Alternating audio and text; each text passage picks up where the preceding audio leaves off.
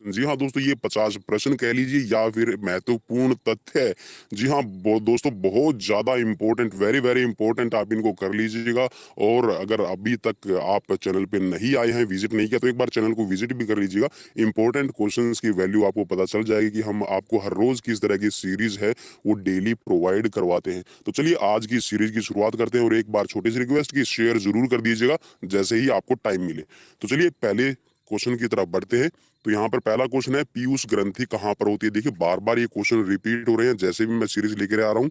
तो आपकी मस्तिष्क के अंदर होती है पीयूष ग्रंथि को ही मास्टर ग्रंथि, ठीक है, मास्टर ग्लैंड, या फिर इसको पिट्यूटरी ग्लैंड के नाम से भी जानते हैं। और HGH ह्यूमन ग्रोथ हार्मोन का ये सेक्रेशन करती है, ठीक है।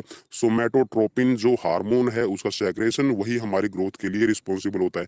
नेक्स्ट क्वेश्चन है यहाँ पे, औसत मानव मस्तिष्क का वजन लगभग कितना होता है। तो यहाँ पर लिखा हुआ है 1.46 किलोग्राम। मतलब ये है दोस्तों सीधा सा कि आपका 1350 ग्राम से लेकर आपका 1450 ग्राम तक आपका जो वजन है, ठीक है, आप ये कह सकते हैं कि जो आपका ब्रेन है, मस्तिष्क है, उसका औसत वजन रहता है इसके बीच में 1350 ग्राम से लेके 1450 ग्राम तक। चलिए नेक्स्ट क्वेश्चन की तरफ बढ़ते हैं। नेक्स्ट क्वेश्चन है, EEG का प्रयोग किसकी गतिविधि दर्ज करने के लिए किया जाता है।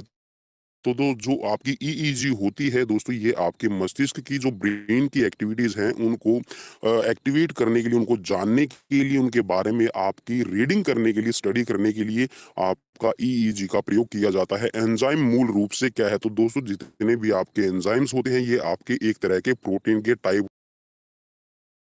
एसिड्स होते हैं जो आपके प्रोटीन का निर्माण करते हैं। फिर आप ये कह सकते हैं प्रोटीन है वो एमिनो एसिड्स होते हैं। नेक्स्ट क्वेश्चन है यहाँ पे, उपचय क्या है। मींस यहाँ पर जो आपका मेटाबॉलिज्म है उसके बारे में पूछा गया है। तो जैव अणु का संश्लेषण टूट जाना, ठीक है, जैव अणु का संश्लेषण या टूट जाना आपका उपचय कहलाता है, ठीक है, मेटाबॉलिज्म प्रोसेस आपकी कहलाती है। नेक्स्ट क्वेश्चन है यहाँ पे, कौन सा प्रकीर्णव, मीन्स यहाँ पर प्रकीर्णु का मतलब है एंजाइम, प्रोटीन को पेप्टोन में बदलने का काम करता है। जी हाँ, प्रोटीन को पेप्टोन में बदलने का काम है ये आपका पेप्सिन करता है, ठीक है। नेक्स्ट है यहाँ पे, आंख का रंग किसके मौजूद वर्णक पर निर्भर करता है। जी हाँ, जो आपका आंख का कलर होता है, ठीक है, कईयों की आपने आंख देखी होगी नीली होती है, ठीक है, सागर जैसी आंखों वाली, बहुत सारे आपने सॉन्ग्स भी ऐसे सुने होंगे। तो यहाँ पर जो आंखों का कलर है या फिर जो रंग है वो निर्भर करता है आपके कॉर्निया पे, ठीक है, कि कॉर्निया का टाइप कैसा है। नेक्स्ट क्वेश्चन की तरफ बढ़ते हैं। नेक्स्ट क्वेश्चन है, अंधेरे में देखने की आंख की क्षमता एक बैंगनी वर्णक के उत्पादन का कारण होती है जिसका नाम है, तो इसका नाम है दोस्तों रोडोप्सिन, ठीक है। जो अंधेरे में देखने की आंख की क्षमता होती है, एक बैंगनी वर्णक होता है उसकी उत्पादन, और इसका नाम क्या है, रोडोप्सिन। याद रखिएगा दोस्तों कि आपकी देखने की जो कैपेसिटी है अंधेरे में वो कितनी ज्यादा है। तो आपने देखा होगा जो कुत्ते हैं, बिल्ली है, शेर है, चीते हैं, चमगादड़ वगैरह हैं, तो इनकी जो ताकत होती है देखने की, उनके अंदर रोडोप्सिन वर्णक है वो ज्यादा रहता है, इसीलिए वो अंधेरे में भी ज्यादा देख पाते हैं। और तो यहाँ पर एक और फैक्ट है, क्योंकि यहाँ पर जैसे जैसे हमारे पास में मॉडर्नाइजेशन आता जा रहा है, हम ज्यादा रोशनी में रहते हैं, ज्यादा लाइट में रहते हैं, इसीलिए जो हमारी अंधेरे में देखने की कैपेसिटी है वो कम होती है। जैसे ही आप अंधेरे में रहते हैं तो आपकी जो आंखों के अंदर रोडोप्सिन्स है वो ज्यादा काम करता है, आप अंधेरे में भी ज्यादा देख सकते हैं। चलिए नेक्स्ट क्वेश्चन की तरफ बढ़ते हैं। स्तनपायी जीवों की त्वचा में पाई जाने वाली कौन सी संरचना है जो शरीर को गर्म रखने में प्रत्यक्ष रूप से आपकी मदद करती है। जी हाँ, स्तनपायी का मतलब है जो स्तनधारी जीव होते हैं, ठीक है, जो बच्चे पैदा करने की उनके अंदर कैपेबिलिटी होती है, वो अंडे नहीं देते, ठीक है। जो मतलब इसके अंदर फीमेल होती है वो दूध का जो मिल्क है उनके अंदर मिल्क ग्लैंड रहती है, जो मिल्क का प्रोडक्शन भी फिर इसमें होता है। तो इनके अंदर लसिका वाहिनियां होती हैं जो आपके शरीर का टेम्परेचर रखने में आपको मदद करती हैं। नेक्स्ट क्वेश्चन की तरफ बढ़ते हैं। सामान्य मानव में पाए जाने वाले गुण सूत्रों की संख्या कितनी होती है। तो टोटल जो गुण सूत्र हैं ये आपके 46 होते हैं, और जोड़ों की बात करें तो ये 23 हमारे अंदर जोड़े होते हैं गुण सूत्रों के। और इनमें से जो 22 गुण सूत्र हैं वो आपके सामान्य रहते हैं। सामान्य का मतलब ये है कि वो आपकी जो मेरिट्स है, डीमेरिट्स है, एक पीढ़ी से दूसरी पीढ़ी में जो ट्रांसफर करने का काम करती है वो उसमें रहता है। तो इनमें से एक जोड़ा आपका रहता है जो ये बताएगा कि बच्चा मेल होगा या फिर फीमेल होगा। ठीक है, नेक्स्ट क्वेश्चन की तरफ बढ़ते हैं। वयस्क मानव को मस्तिष्क का वजन लगभग कितना होता है? तो यहाँ पर यहाँ पर दोबारा से आ गया, तो यहाँ पर आप इसको ठीक कर लीजिएगा। ठीक है, ये आपका 1350 ग्राम से लेके 1450 ग्राम के बीच में आपको मिल जाएगा। ठीक है, नेक्स्ट है यहाँ पे, अगर हाँ, छोटे बच्चों की अगर बात करें तो छोटे बच्चों के अंदर भी जो ब्रेन का डेवलपमेंट से रिलेटेड आपको मिल सकता है कि 1200 से 1300 ग्राम है। ठीक है, ऐसा कुछ क्वेश्चन मिल जाएगा कभी ना कभी आपको देखने में।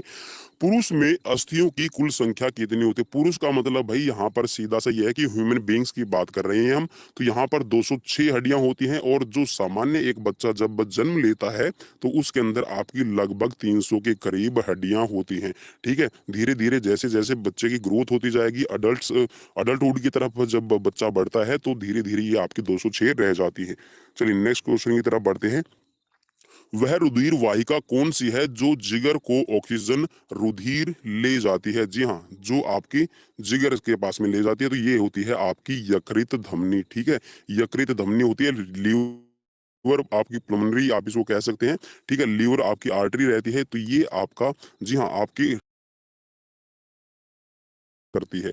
नेक्स्ट है यहाँ पे आपका तंत्रिक आंतरिक अंगों की क्रियाओं को नियंत्रित करता है। हाँ, तंत्रिका तंत्र का कौन सा भाग है? ये आपका सेंट्रल नर्वस सिस्टम का कौन सा भाग पूछ रखा है, जो आंतरिक अंगों की क्रियाओं को, जितने भी आपके अंग होते हैं, इंटरनल ऑर्गन्स होते हैं, उनकी क्रियाओं को नियंत्रण करने का काम करता है। तो इसका नाम है आपका मेडुला ओब्लंगेटा, आपका तंत्रिका तंत्र का पार्ट है।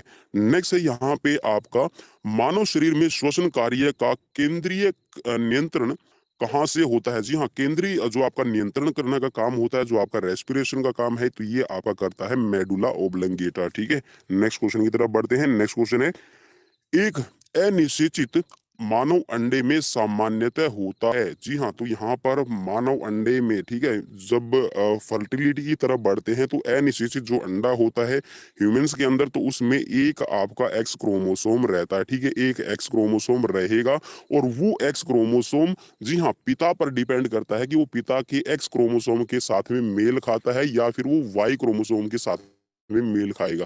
अगर वाई क्रोमोसोम के साथ में एक्स ने मेल खा लिया, तो यहाँ पर बच्चा आपका बॉय, ठीक है, बॉय बेबी हो जाएगा। और अगर एक्स एक्स यहाँ पर क्रोमोसोम मिल गया तो गर्ल्स, ठीक है भाई, गर्ल्स जो बेबी है वो आपका जन्म लेगी।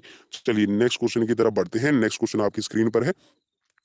मानवों का एक मिनट में लगभग कितनी बार हृदय स्पंदन होता है? जी हाँ, हार्ट बीट की बात कर रहे हैं, तो नॉर्मल आपकी ये 72, ठीक है, एवरेज है। किसी की 70 भी हो सकती है, 72 भी हो सकती है, किसी की 75 भी हो सकती है। तो इसमें आपको कोई भी प्रॉब्लम या फिर कोई भी घबराने की जरूरत नहीं है। कभी भी आप अपनी हार्ट बीट काउंट करें, तो यहाँ पे एवरेज है ये 70 से 72 आपकी रहती है। चलिए नेक्स्ट क्वेश्चन की तरफ बढ़ते हैं। मानव मस्तिष्क का कौन सा अंग निगलने और उगलने का नियामक का केंद्र है? ठीक है, नियामक केंद्र का मतलब है कि आप जब खाना खाते हैं और आपको वोमिटिंग वगैरह होती है, तो उसको कंट्रोल करने का काम है मेडुला ओब्लंगेटा ही करता है। चलिए नेक्स्ट क्वेश्चन की तरफ बढ़ते हैं। गति प्रेरक, जिसको हम पेस मेकर कहते हैं, ठीक है, और मैंने आपको बताया था इसको कहते हैं एस ए नोड। ठीक है, साइनो एट्रियल नोड। ठीक है, साइनो एट्रियल गुंडी भी इसको कह देते हैं भाई हिंदी में। ठीक है, तो साइनो एट्रियल नोड है, ये किससे संबंधित है? तो ये आपके हार्ट से संबंधित है। और हार्ट आपका, जी हाँ, मुट्ठी के आकार का है, ओब्लीक पोजीशन में रहता है, आपके लेफ्ट साइड में है, और इसमें 4 चैम्बर हैं। ठीक है, इसमें आपकी, जी हाँ, बहुत सारी आपकी वॉल्स लगी हैं। ठीक है, बहुत सारे इससे रिलेटेड क्वेश्चंस भी आपके बन सकते हैं। चलिए यहाँ पर अब अगले क्वेश्चन की तरफ बढ़ते हैं। जब मानव हृदय में बाएं निलय का संकुचन होता है, जी हाँ, आपका लेफ्ट वेंट्रिकल की बात कर रहे हैं, क्योंकि इसी से रिलेटेड क्वेश्चन आ रहे हैं, तो मैं इसीलिए चुप हो गया था। तो यहाँ पर जो आपका लेफ्ट वेंट्रिकल का संकुचन होता है, तो रक्त की तरफ जाता है, तो ये आपका अरोटा में प्रवेश करता है, मींस आपके ब्लड में सर्कुलेट होने के लिए चला जाता है। ठीक है, हृदय की एक धड़कन में लगभग कितना समय लगता है? जी हाँ, लब डब। चलिए मैं लिख रहा हूं, ये लब है, लब और डब, ये दो ध्वनियां आपको सुनने को मिल जाएंगी जब आप स्टेथोस्कोप का प्रयोग करते हैं। तो लब डब जो ये पूरी की पूरी कंडीशन हुई है, ये टोटल आपकी 0.8, ठीक है, 0.8 सेकंड का टाइम लेती है। जो इसमें लब है, ये लब आपकी, जी हाँ, लब आपकी 5 सेकंड का टाइम लेती है, 0.5 सेकंड का टाइम लेती है, और यहाँ पर जो डब है ये आपकी 0.3 सेकंड का टाइम टोटल लेती है। तो टोटल यहाँ पर इसको प्लस करेंगे तो 0.8 सेकंड हो जाएगा। चलिए नेक्स्ट क्वेश्चन की तरफ बढ़ते हैं। सबसे